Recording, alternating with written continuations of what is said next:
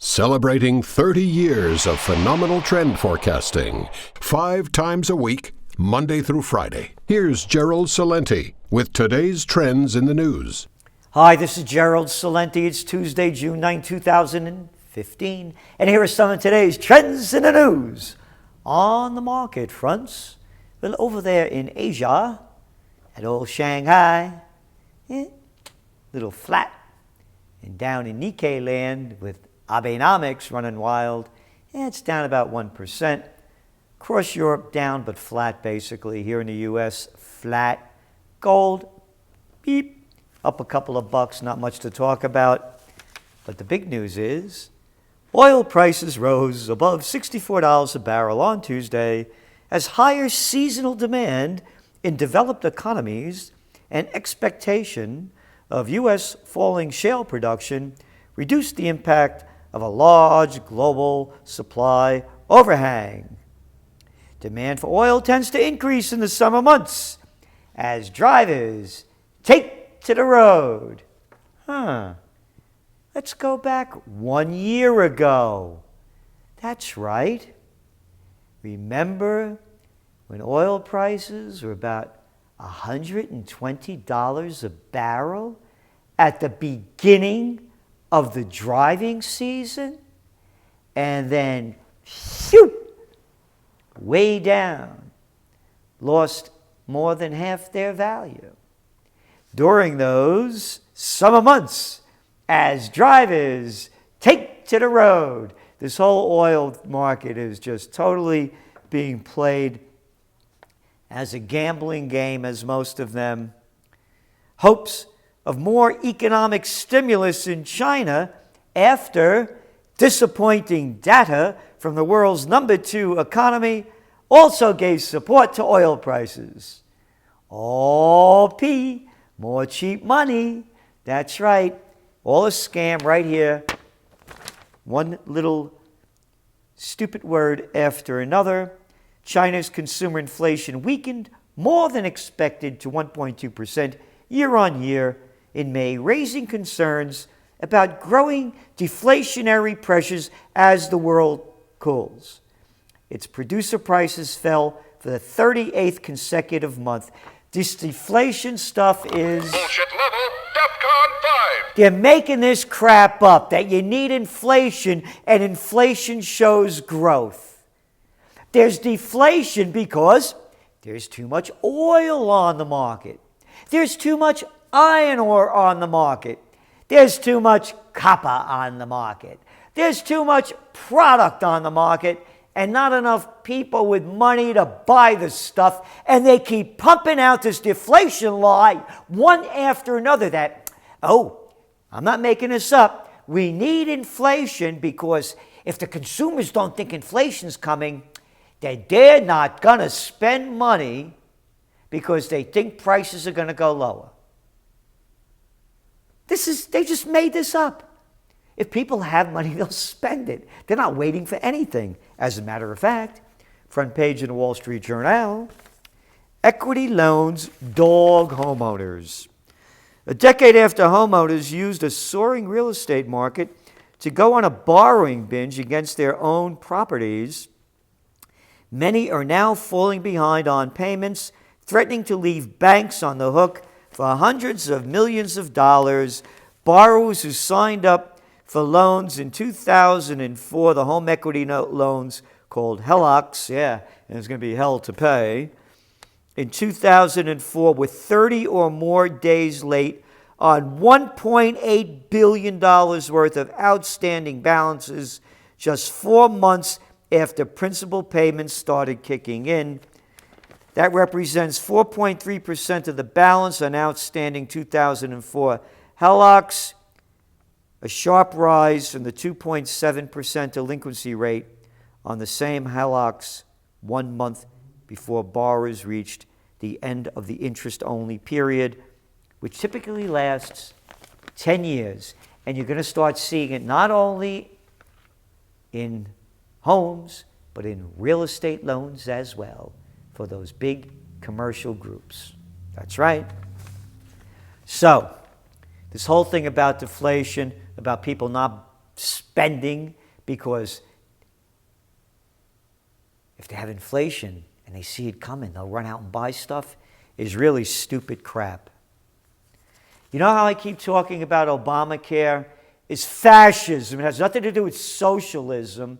It's forcing us, we the people, to buy crappy policies from a small group of insurers that are worth billions and billions of dollars, and you can see the prices going up. Again, fascism is the merger of state and corporate powers. Forget the other little kitty definitions in trying to paint it over. The corporations are the government. All they have there are front men, I should say little men, little Weasley men and little Weasley women that are running the show for the corporations. Study, patient discharges, time to payments. In a new study, findings, quote, confirm that payment policies created a strong financial incentive for long-term care hospitals to time patient discharges to maximize Medicare reimbursements. Oh yeah, socialized, huh? Yeah, not socialized, capitalized on robbing every penny they can get from us. But hey, how about that Caitlyn Gender, whatever her name is, the transsexual. I say transsexuals should be allowed to run for president because we got a bunch of freaks out there anyway. I got it. I got the perfect ticket. Charles Manson, the great psychopath of, not so great, but great for his time, as president, with Bruce Jenner as the vice president. Yeah, a transgender and a psychopath. That's just what America needs. Let's put it out in the open. Let's show the frauds for what they are. Obama's no better than Manson. Well, yes, he is. He's killed more. And so has Hitler. Manson's small-time change, man, considering what Hitler and Obama done. And Bush, man, poof, Jebby boy, he's talking tough, man. He's out there on the campaign trail. You know what this little jerk is? He's going all over the world, pushing his crap. Bush to talk tough on Putin during European trip. Hey, go talk tough to him face to face. You're all a bunch of cowards. Oh, and you know who else was talking tough on him? Little Lindsey Graham. He called Putin a thug. Yep, and Marco Rubio, he's talking tough too. Yep, he views Russia as a national security threat. And Bush has said Putin is a ruthless pragmatist. There needs to be clarity in Moscow that we're serious about protecting one of our alliances that has created an enormous amounts of security and peace. Did anybody forget that the United States is responsible for overthrowing the democratically elected government of Yanukovych in the Ukraine? Is everybody that stupid? Of course they are, because look at the crap that they feed them. And they believe this junk. The Obama administration says the U.S. will defend any NATO member that comes under attack.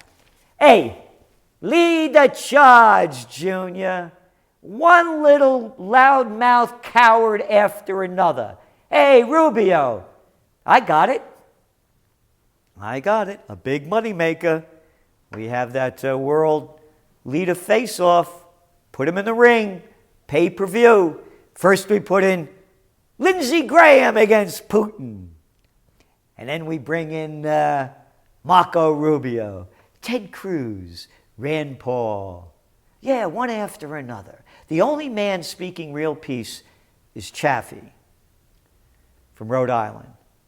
He's the only person speaking peace. All speaking war. So, as we continue, G7 leaders escalate war threats against Russia. We need to keep pushing Russia, Obama said.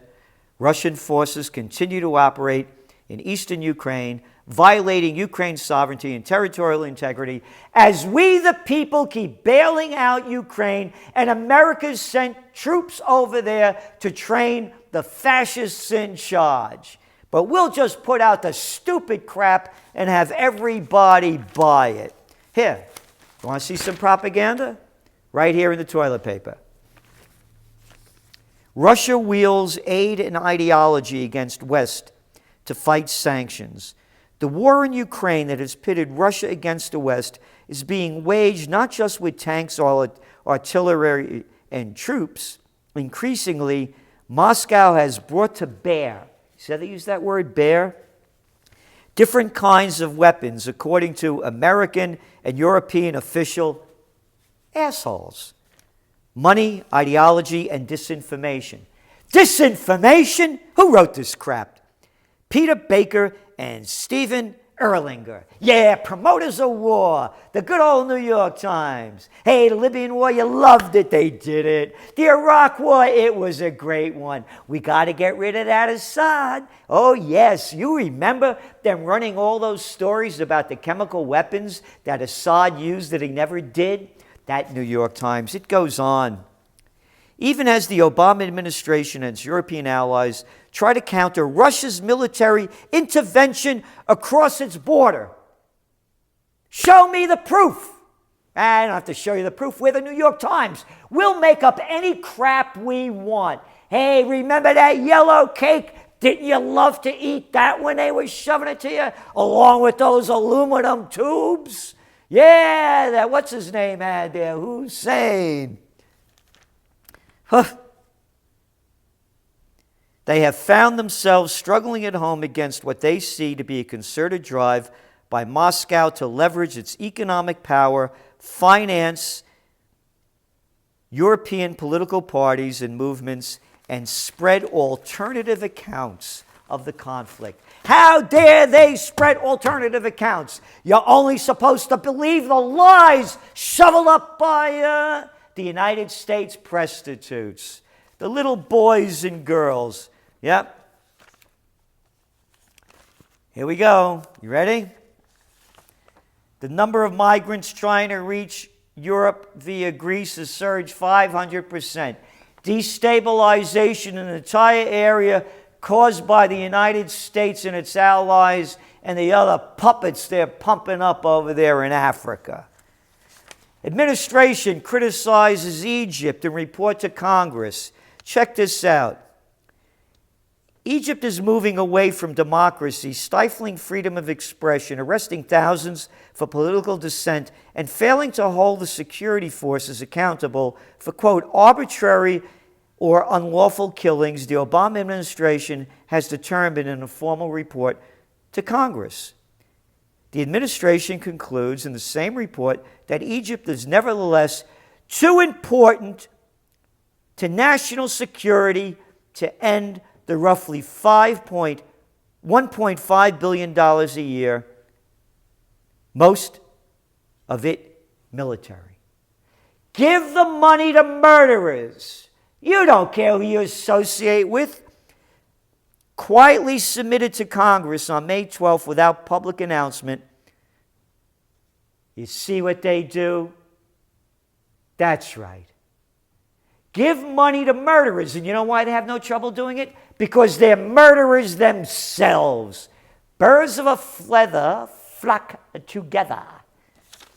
Speaking of which, another jerk's out there shooting his mouth off. They should be brought up on to a war crime tribunal. And that is Donald Rumsfeld admits Bush was wrong pushing democracy on Iraq. Pushing democracy. What am I, 6 years old? You're pushing the military-industrial complex, Halliburton and oil. I'm not one who thinks that our particular template of democracy is appropriate for other countries at every moment of their histories. The idea that we could fashion a democracy in Iraq seemed unrealistic. I was concerned about it when I first heard those words. You little lying son of a bitch piece of crap, sick bastard, who they let get away with this crap? Here we go. I think the world's a better place with Saddam Hussein gone and with the Taliban gone and the Al-Qaeda out of Afghanistan, Rumsfeld said. Yeah, that was back a couple of years ago. No terrorist poses a greater or more immediate threat to the security of our people and the stability of the world than the regime of Saddam Hussein. And the prostitutes let this guy get away with it. Quote, we know where Iraq's WMDs are. They're in the area around Tikrit and Baghdad and east, west, south, and north somewhat, and he gets away with it. But hey, make sure you be a good boy and girl. And finally, global diabetes rates are rising as obesity spreads. And you know why? Because they just keep shoveling out the shit, and people keep eating it. Don't forget to go to your favorite fast food place. That's right. Nice big portions. Good low quality, and eat it while you're watching the evening news. It'll really blow you up and make you stupid. This is Gerald Celente, and that's some of today's trends in the news.